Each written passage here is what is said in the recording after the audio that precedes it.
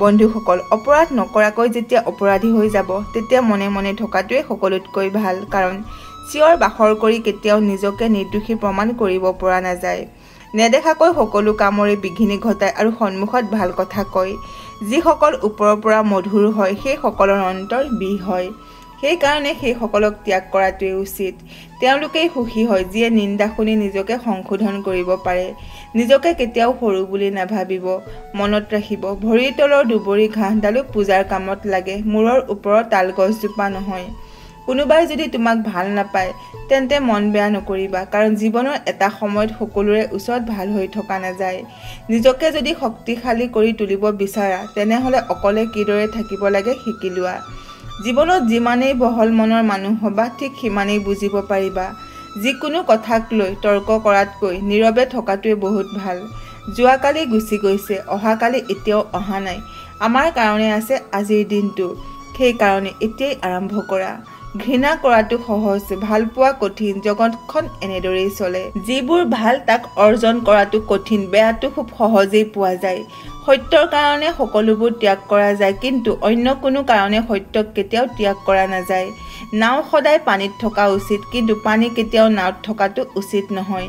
ঠিক সেইদৰে যাৰ ভক্তি আছে তেওঁলোক এই সংসাৰত থকাটো উচিত, কিন্তু যিয়ে ভক্তি কৰে তেওঁৰ মনৰ ভিতৰত সাংসাৰিক মায়াত মোহ থকাটো উচিত নহয়। তোমাৰ যিমান সমৰ্থ দুখীয়াক দান কৰা। মনত ৰাখিবা, দুখীয়াৰ আশীৰ্বাদ ভগৱানৰ আশীৰ্বাদৰ সমতুল্য। নিজৰ হতাশৰ কাৰণে কেতিয়াও আনক দায়ী নকৰিবা, বৰং নিজকে দায়ী কৰা অন্যৰ পৰা অতিৰিক্ত আশা কৰাৰ কাৰণে। কামৰ কাৰণে আমি ক্লান্ত হৈ নপৰোঁ। আমি সকলোৱে এই কাৰণেই ক্লান্ত হৈ পৰোঁ যে আমাৰ দুশ্চিন্তা, হতাশা আৰু বিৰক্তিৰ কাৰণে।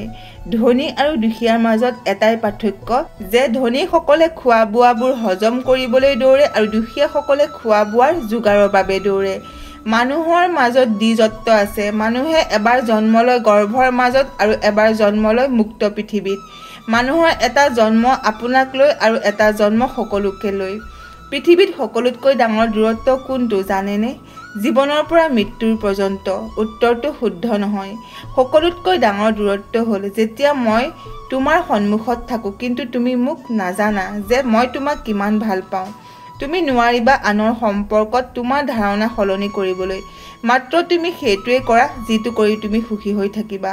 মানুহৰ জীৱনত যিটো বস্তু সকলোতকৈ থকাটো বেছি প্ৰয়োজন সেইটো হ'ল ধৈৰ্য।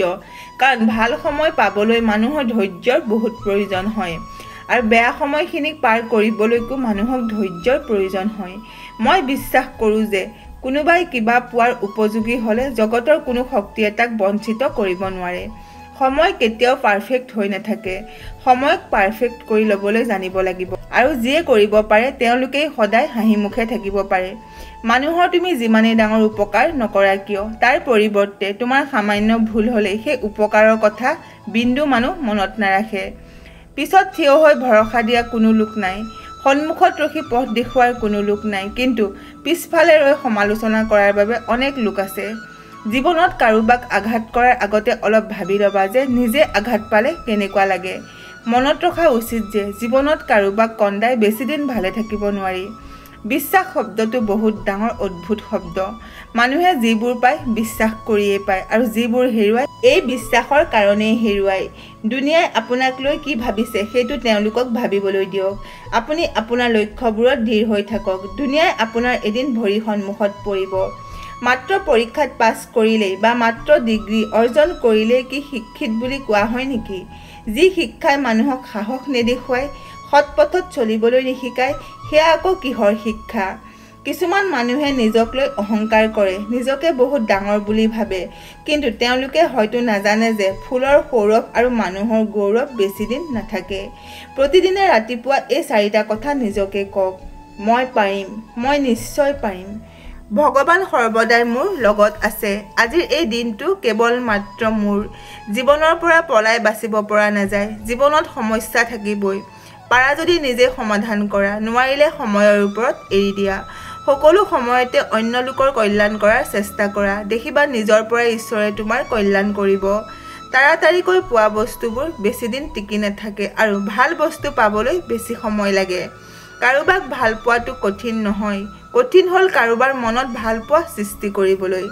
পাৰফেক্ট সময় আহিব সেইটো ভাবি বহি নাথাকিবা বেয়া সময়বোৰক নিজেই পাৰফেক্ট বনোৱা তেতিয়া দেখিবা জীৱনত কেতিয়াও কোনো কষ্ট নাথাকিব চেনি আৰু নিমখ দেখিবলৈ একেই পাৰ্থক্য মাত্ৰ সোৱাদত ঠিক সেইদৰে মানুহ আৰু অমানুহো দেখিবলৈ একেই পাৰ্থক্য মাত্ৰ আচৰণত ভগৱান শ্ৰীকৃষ্ণই কৈছে যে কাৰোবাক কষ্ট দি নিজৰ সুখৰ প্ৰাৰ্থনা নকৰিবা আৰু কাৰোবাক আনন্দ দিলে কষ্টৰ চিন্তা নকৰিবা বাহ্যিক চেহেৰা দেখি কেতিয়াও কাৰো বিচাৰ কৰাটো ঠিক নহয় হ'ব পাৰে দামী পোছাকৰ পিছফালে এটা লেতেৰা মন আছে আৰু হ'ব পাৰে লেতেৰা পোছাকৰ পিছফালে এটা বহল মন আছে অহংকাৰে কৈ দিয়ে টকা কিমান আছে সংস্কাৰে কৈ দিয়ে পৰিয়াল কেনেকুৱা স্পৰ্শই কৈ দিয়ে স্বভাৱ কেনেকুৱা তৰ্কই কৈ দিয়ে জ্ঞান কেনেকুৱা মুখৰ ভাষাই কৈ দিয়ে মানুহজন কেনেকুৱা পছন্দই কৈ দিয়ে ভাৱ চিন্তা কেনেকুৱা সপোনে কৈ দিয়ে ভৱিষ্যত কেনেকুৱা কোনোবাই যদি ভাবে যে তেওঁ নিজৰ ধৰ্মটোৱে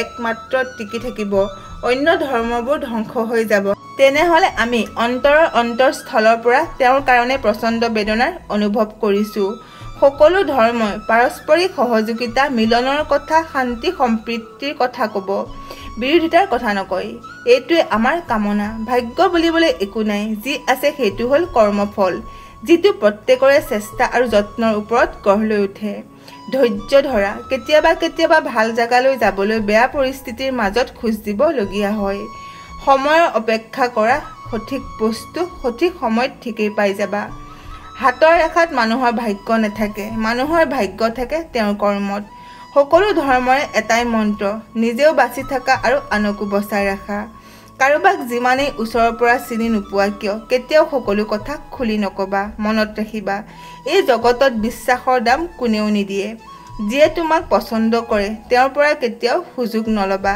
তোমাক যোনে ভাল পায় তেওঁক কেতিয়াও ব্যস্ততা হৈ নেদেখুৱাবা যোনে তোমাক ভৰসা কৰে তেওঁৰ লগত কেতিয়াও প্ৰতাৰণা নকৰিবা যোনে সকলো সময়তে মনত ৰাখে তেওঁক কেতিয়াও পাহৰি নাযাবা সৎ মানুহ মানে নিসংগ আৰু সকলোৰে আক্ৰমণৰ লক্ষ্যবস্তু হয় অসৎ লোকে কেতিয়াও আনক সৎ বুলি নাভাবে তেওঁ সকলোকে নিজৰ নিচিনা বুলি ভাবে এনেকুৱা মানুহৰ পৰা দূৰত্ব বজাই ৰাখক সন্মান বস্তুটো আইনাৰ দৰে তুমি কাৰোবাক যিমানেই দিবা সিমানেই ঘূৰাই পাবা আমি সকলোৱে যোগ্য ব্যক্তি বিচাৰি ফুৰো কিন্তু কেতিয়াও যোগ্য হোৱাৰ চেষ্টা নকৰো আশা কৰিলো আজিৰ এই ভিডিঅ'টো আপোনালোকৰ ভাল লাগিল যদি ভাল লাগিল তেন্তে আমাৰ এই চেনেলটো লাইক কৰক শ্বেয়াৰ কৰক আৰু লগতে আমাৰ এই চেনেলটো সাবস্ক্ৰাইব কৰি দিয়ক আজিলৈ ইমানেই শুনি থাকক জ্ঞানৰ গংগা।